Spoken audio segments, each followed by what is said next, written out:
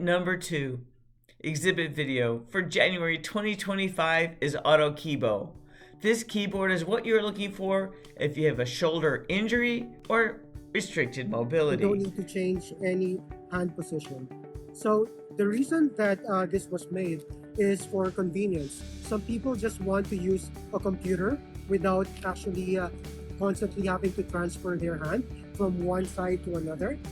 Some people also have shoulder injuries, and so it's impossible for them to perform